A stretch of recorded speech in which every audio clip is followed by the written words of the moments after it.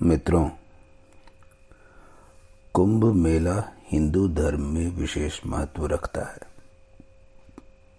दुनिया भर के साधु संतों व भक्तों को कुंभ मेला का बेसब्री से इंतजार रहता है। ज्योतिषीय गणनाओं के अनुसार यह मेला पौष पूर्णिमा के दिन आरंभ होता है और मकर संक्रांति इसका विशेष ज्योतिषीय पर्व होता है, जब सूर्य और चंद्रमा वृश्चिक राशि में और बृहस्पति मेष राशि में प्रवेश करते हैं। मकर संक्रांति के होने वाले इस योग को कुंभ स्नान योग कहते हैं और इस दिन को विशेष मंगलकारी माना जाता है, क्योंकि ऐसा माना जाता है कि इस दिन पृथ्वी से उच्च लोकों के द्वार खुलते हैं और इस प्रकार इस दिन स्नान करने से आत्मा को उच्च लोकों की प्राप्ति सहजता से हो जाती है। यहाँ स्नान करना साक्षात स्वर्ग दर्शन माना जाता है। कुंभ का शाब्दिक अर्थ घड़ा, सुराही या बर्तन है। यह वैदिक ग्रंथों में पाया जाता है। इसका अर्थ अक्सर पानी के विषय में या पौराणिक कथाओं में अमरता यानी अमृत के बारे में बताया जाता है। मेला शब्द का अर्थ है किसी एक स्थान पर मिलना, एक साथ चलना, सभा में या फिर विशेष रूप से सामुदायिक उत्सव में उपस्थित होना। यह शब्द ऋग्वेद और अन्य प्राचीन हिंदू ग्रंथों में भी पाया जाता है। इस प्रकार कुंभ मेले का अर्थ है अमरत्व का मेला।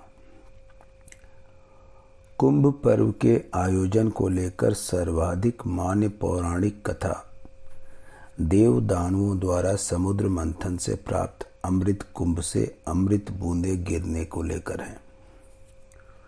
इस कथा के अनुसार महर्षि दुर्वासा के शाप के कारण जब इंद्र और अन्य देवता कमजोर हो गए तो दैत्यों ने देवताओं पर आक्रमण कर उन्हें परास्त कर दिया। तब सब देवता मिलकर भगवान विष्णु के पास गए और उन्हें सारा वृतांत सुनाया। तब भगवान विष्णु ने उन्हें दैत्यों के साथ मिलकर क्षीर सागर का मंथन करके अमृत निकालने की सलाह दी। भगवान विष्णु के ऐसा कहने पर संपूर्ण देवता दैत्यों के साथ संधि करके अमृत निकालने के यत्न में लग गए। अमृत कुंभ के निकलते ही देवताओं के इशारे से इंद्रपुत्र जयंत अमृत कलश को लेकर आकाश में उड़ गए। उसके बाद दैत्य गुरु शुक्राचार्य के आदेशानुसार दैत्यों ने अमृत को वापस लाने के लिए जयंत का पीछा किया और घोर परिश्रम के बाद उन्होंने बीच रास्ते में ही जयंत को पकड़ लिया। तत्पश्चात अमृत कलश पर अधिकार जमाने के लिए देवता और दानवों में 12 दिन तक अविराम युद्ध होता रहा। इस परस्पर मार काट के दौरान पृथ्वी के 4 स्थानों प्रयाग, हरिद्वार, उज्जैन और नासिक पर कलश से अमृत बूंदें गिरी थीं। उस समय चंद्रमा ने घट से प्रस्त्रवण होने से, सूर्य ने घट फूटने से, गुरु ने दैत्यों के अपहरण से एवं शनि ने देवेंद्र के भय से घट की रक्षा की। कलह शांत करने के लिए भगवान ने मोहिनी रूप धारण कर यथाधिकार सबको अमृत बांटकर पिला दिया। इस प्रकार देवता और दानवों का युद्ध का अंत हुआ। अमृत प्राप्ति के लिए देव दानवों में परस्पर 12 दिन तक निरंतर युद्ध हुआ था। देवताओं के 12 दिन मनुष्यों के 12 वर्ष के तुल्य होते हैं, अतएव कुंभ भी 12 होते हैं उनमें से 4 कुंभ पृथ्वी पर होते हैं और शेष 8 कुंभ देवलोक में होते हैं, जिन्हें देवगण ही प्राप्त कर सकते हैं। मनुष्यों की वहां तक पहुंच नहीं है। जिस समय में चंद्रादिकों ने कलश की रक्षा की थी, उस समय की वर्तमान राशियों पर रक्षा करने वाले चंद्र सूर्यादि ग्रह जब आते हैं, उस समय कुंभ का योग होता है।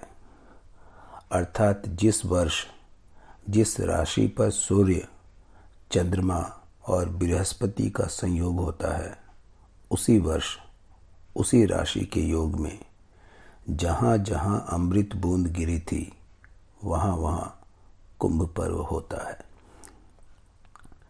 मित्रों, 2025 में कुंभ नहीं बल्कि महाकुंभ मेला लग रहा है। इस बार 144 वर्षों के बाद, यानी 144 ईयर्स के बाद महाकुंभ लग रहा है। महाकुंभ मेला आज यानी 13 जनवरी 2025 पौष पूर्णिमा से प्रारंभ होगा।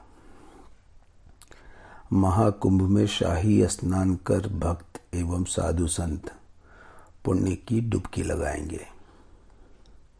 इस बार शाही स्नान की तिथियां हैं पौष पूर्णिमा यानी 13 जनवरी 2025, मकर संक्रांति यानी 14 जनवरी 2025, मौनी अमावस्या यानी 29 जनवरी 2025, बसंत पंचमी यानी 3 फरवरी 2025, माघ पूर्णिमा यानी 12 फरवरी 2025 और महाशिवरात्रि यानी 26 फरवरी 2025।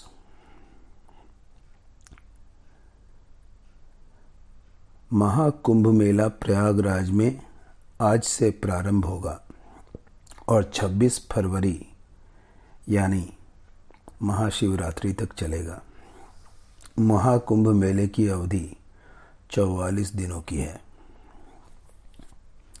कुंभ मेले में शाही स्नान सबसे महत्वपूर्ण भागों और अनुष्ठानों में से एक है।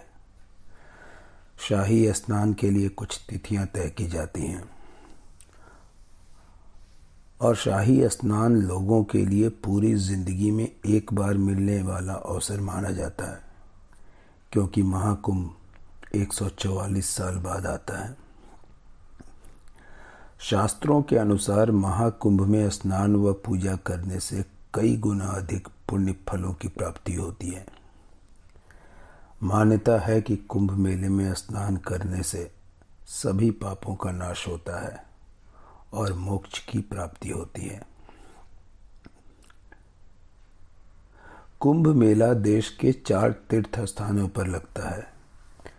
हरिद्वार, जो कि उत्तराखंड में गंगा नदी के तट पर है, मध्य प्रदेश के उज्जैन में शिप्रा नदी के तट पर, गोदावरी के तट पर महाराष्ट्र के नासिक में और उत्तर प्रदेश के प्रयागराज में गंगा, यमुना और पौराणिक अदृश्य सरस्वती के संगम पर। कुंभ 4 तरह के होते हैं: महाकुंभ, अर्धकुंभ, पूर्ण कुंभ और माघ मेला। जैसा कि बताया जा चुका है, महाकुंभ 144 वर्षों में आयोजित होता है। ऐसा मान्यता है कि महाकुंभ मेला 12 पूर्ण कुंभ मेला के बाद आता है और यह सिर्फ प्रयागराज में ही लगता है। अर्धकुंभ हर 6 वर्ष में लगता है। अर्धकुंभ 2 पूर्ण कुंभ मेला के बीच में आयोजित किया जाता है। अर्धकुंभ का आयोजन हरिद्वार व प्रयागराज में किया जाता है। पूर्ण कुंभ का आयोजन प्रत्येक 12 वर्षों में किया जाता है। यह 4 पवित्र स्थानों हरिद्वार, प्रयागराज, नासिक व उज्जैन में कहीं भी लग सकता है। माघ मेला का आयोजन हर साल किया जाता है। इसे छोटा कुंभ भी कहते हैं। यह प्रयागराज में माघ मास में किया जाता है, जो कि आमतौर पर जनवरी या फरवरी महीने में लगता है। हिंदू धर्म ग्रंथों के अनुसार कुंभ मेले का आयोजन सतयुग से ही होता आ रहा है।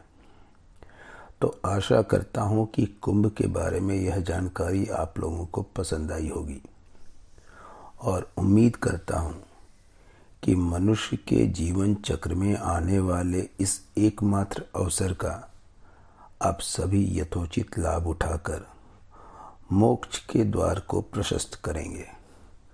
जय श्री राम।